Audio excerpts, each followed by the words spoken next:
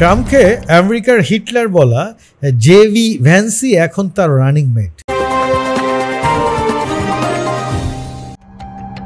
সময়টা 2016 সাল। Donald Trump তখনও যুক্তরাষ্ট্রের প্রেসিডেন্ট হননি, নির্বাচনের প্রস্তুতি নিচ্ছিলেন।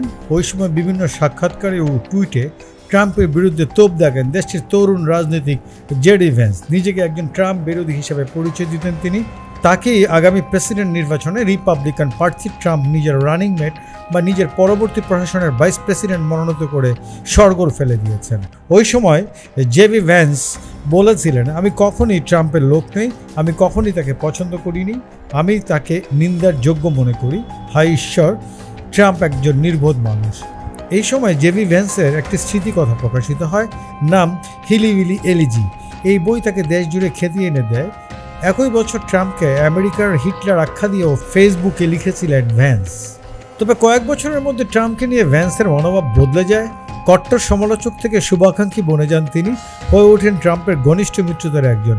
গতকাল সোমবার উইসকনসিন অঙ্গরাজ্যের মিল্কওয়াকিতে রিপাবলিকান পার্টির জাতীয় সম্মেলনে রানিং মেট হিসেবে ভ্যান্সের নাম ঘোষণা করেন ট্রাম্প। ভ্যান্সের বয়স এখন 39 বছর। ওয়াইহোর সিনেটর তিনি। 2022 সালে তিনি এই অঙ্গরাজ্যের সিনেটর নির্বাচিত হন। ওয়াইহোর মিডল টাউন ভ্যান্সের জন্ম। পুরো নাম জেমস ডেভিড বাউম্যান ভ্যান্স। তার মা মাদকাসক্ত ছিলেন। ভ্যান্স ছোট থাকতেই বাবা পরিবার ছেড়ে চলে যান। পরে নানা নানির কাছে বড় হন ভ্যান্স। নিজের স্মৃতিকথায় বেশ সহানুভূতির সঙ্গে নানা নানির কথা উল্লেখ করেছেন তিনি। কাজের ক্ষেত্রে বিচিত্র অভিজ্ঞতা রয়েছে ভ্যান্সের ঝুলিতে। মার্কিন মেরিন সেনা হিসেবে ইরাকে কাজ করেছেন, পরে দেশে ফিরেছেন। ওয়াইহো ইউনিভার্সিটি ও ইয়েল ল স্কুলে পড়াশোনা করেন। এরপর ক্যালিফোর্নিয়ায় একজন বিনিয়োগকারী হিসেবে কাজ করেন, সেখান থেকে রাজনীতির মাঠে।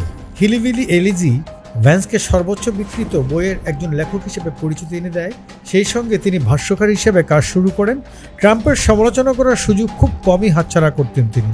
2016 সালের অক্টোবরে এক সাক্ষাৎকারে ভ্যান্স বলেছিলেন, আমি মনে করি এই নির্বাচনে সত্যিকারের নেতিবাচক প্রভাব ফেলছে, বিশেষত শ্বেতাঙ্গ শ্রমিক শ্রেণীর মধ্যে। এই নির্বাচন অন্যের দিক থেকে মেক্সিকান অভিবাসী, চীনা বাণিজ্য, অভিজাত, ডেমোক্রেটিক বা অন্যান্য আঙ্গুল তোলার অজুহাত তৈরি করেছে। সময়টা 2017 সাল। ওয়াইহোতে ফিরে আসেন ভ্যান্স, বিনিয়োগকারী হিসেবে কাজ শুরু করেন। এরপর ইয়েল ল স্কুলে পড়ার সময় উষা চিলিকুরির সঙ্গে পরিচয়, সেখান থেকে বিয়ে। তাদের 3 সন্তান রয়েছে। ভারতীয় অভিবাসী পরিবারের সন্তান। যুক্তরাষ্ট্রের সান দিয়েগোতে তার বেড়ে ওঠা। ইয়েল থেকে স্নাতক করার পর ক্যামব্রিজ ইউনিভার্সিটি থেকে স্নাতকোত্তর করেছেন। সুপ্রিম কোর্টের প্রধান বিচারপতি জন রবার্টসের দপ্তরে কাজের অভিজ্ঞতা রয়েছে তার। তিনি মামলায় আইনি সহায়তাকারী হিসাবে কর্মরত। 2022 সালে ওয়াইহোর সিনেট নির্বাচনে লড়াই না করার ঘোষণা দেন রিপাবলিকান সিনেটর রব পোর্টম্যান। তখন তরুণ রাজনীতিক হিসেবে ভ্যান্সের নাম সামনে আসে। রিপাবলিকান প্রার্থী হিসেবে ভোটের লড়াইও উতরে যান, নির্বাচিত হন সিনেটর।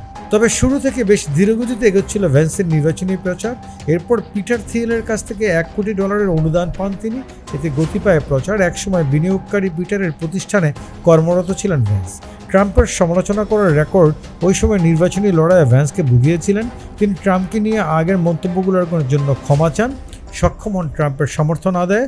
পরিবর্তিত এই অবস্থান ভোটের লড়াইয়ে জয়বেতী থেকে সহায়তা করে। সিনেটের নির্বাচিত হওয়ার পর রিপাবলিকান পার্টির শীর্ষ রাজনীতিতে ক্রমেই তার উত্থান ঘটে। রাজনীতির মাঠেও চমক দেখান ভ্যান্স।